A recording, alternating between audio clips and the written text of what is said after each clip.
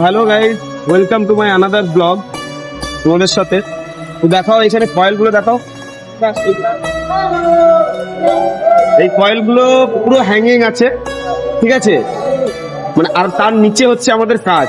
নিচটা দেখো, তার নিচে কাজ, উপরে কয়েল, উপরে কয়েলগুলো দেখো। নিচে নিচে আমরা দাঁড়িয়ে আছি। তো এমন একটা পরিস্থিতি, তো পরিস্থিতিটা হচ্ছে আমরা যে কোনো মুহূর্তে এখানে বলা যেতে পারে না কিরকম কি দুর্ঘটনা ঘটবে। উপরে কয়েল, নিচে কাজ করছি, ওগুলো শুধু নাট বোল্টের দ্বারা ঝুলছে। তার নিচে আমাদের এই কয়েলগুলোতে রিপেয়ার করা হচ্ছে।